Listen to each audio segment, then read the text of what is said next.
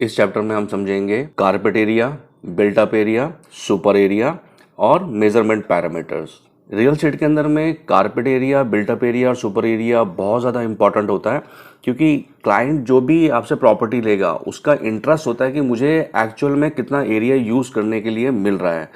तो उससे पहले जब उसको आप बताएं तो आपको पता होना चाहिए कि carpet area, built up area और सुपर एरिया होता क्या है और इसमें क्या क्या चीज़ें इंक्लूड होती हैं।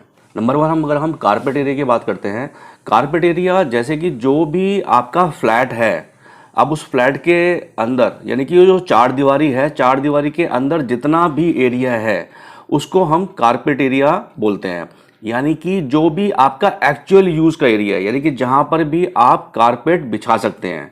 अगर हम एज पर रेरा की बात करें तो कारपेट एरिया चार दीवारी के अंदर प्लस में जो अंदर के बेडरूम्स, किचन, लिविंग रूम की भी जो वॉल्स हैं उनको भी इंक्लूड किया जाता है। Formula to calculate carpet area equal to area of bedroom plus living room plus balconies plus toilet. Now what is built up area?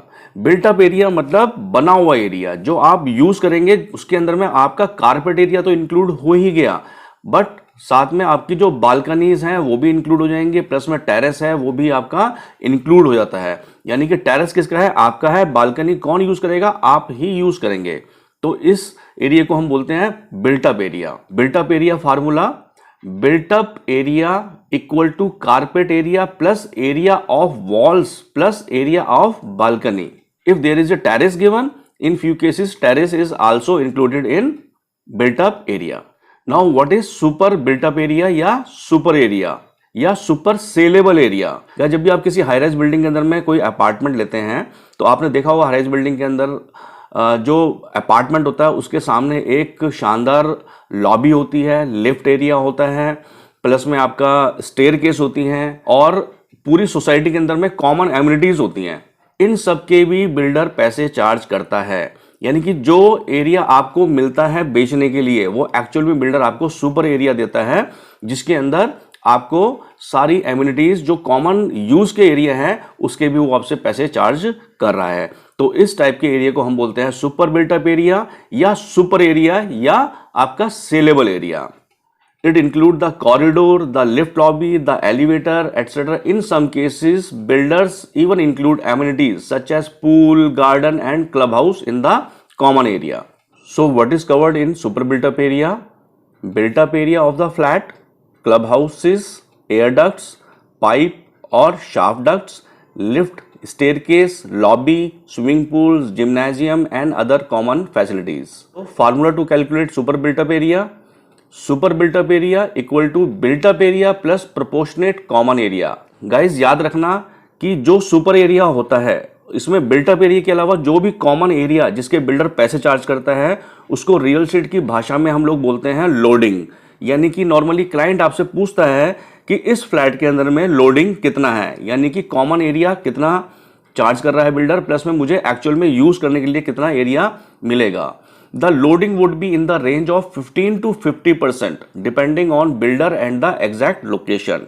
Loading vary करती है 25 to 35% in residential apartment और commercial के अंदर में जो लोडिंग होती है वो नॉर्मली 50 और 50 होती है। तो लेट सपोज अगर 1000 स्क्वायर फीट की दुकान आपने ली है तो आपको उसमें 500 स्क्वायर फीट ही यूज करने के लिए मिलेगा, क्योंकि मैक्सिमम पार्ट उसके अंदर में लोडिंग में निकल जाता है। क्यों? क्योंकि उसके अंदर में मैक्सिमम आपको बाहर का फुटफॉल चाहिए, तो आपको कॉरिडोर, लॉबी एरिया और लिफ्ट एरिया बहुत ही स्पेशियस बनाने पड़ते हैं। Hope guys you understand what is the carpet area, built up area and super area. Now guys इसके बाद है हमारा मेजरमेंट पैरामीटर्स, यानी कि प्रॉपर्टी को हम नापते किस में हैं। गाइस नॉर्मली जो हम प्रॉपर्टी को नापते हैं वो 4-5 टर्म्स के अंदर में करते हैं। जैसे number 1 is the square feet, number 2 is the square metre, number 3 is the square yard, एकड़, हेक्टेयर, मरला, कनाल। जिसके लिए हम लोग कोर्स कर रहे हैं या जो हम काम करने वाले हैं आगे, उसमें हमें जो सबसे ज़्यादा यूज़ होने वाला है टर्म वो है आपका स्क्वायर फीट, क्योंकि जो भी चीज़ आपको बेचने के लिए मिलेंगी वो सारा कुछ स्क्वायर फीट में ही होगा। और उसके बाद थोड़ा बहुत यूज हो सकता है आपका स्क्वायर मीटर या स्क्वायर यार्ड। स्क्वायर मीटर और स्क्वायर यार्ड ये नॉर्मल प्लॉट को नापने के लिए होता है, यानी कि जो रहने के लिए जो प्लॉट एरिया जमीन है उसको नापने के लिए स्क्वायर मीटर या स्क्वायर यार्ड यूज किया जाता है। उसके बाद में आपका सबसे ज़्यादा यूज होगा एकड़, क्योंकि जितने भी हम प्रोजेक्ट बेचेंगे तो उसके अंदर में बिल्डर आपको बताएगा कि इतने एकड़ का प्रॉपर्टी है, यानी कि हम जब क्लाइंट को कॉल करते हैं तो हम उसको बोलते हैं कि ये नाम का प्रोजेक्ट है, इतने एकड़ में है और इसके अंदर में इतना स्क्वायर फीट एरिया है, 2 BHK, 3 BHK या 4 BHK। देन गाइस हेक्टेयर हमारा इतना यूज़ का एरिया नहीं होगा, क्योंकि बहुत बड़ी लैंड होती हैं या एग्रीकल्चर लैंड होती है, इनको नापने के लिए हेक्टेयर कनाल यूज़ होता है।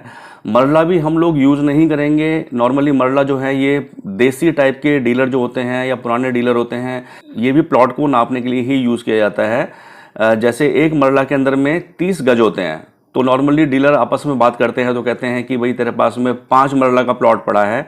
5 मरला मतलब यानी कि वो 150 गज का प्लॉट मांग रहा है।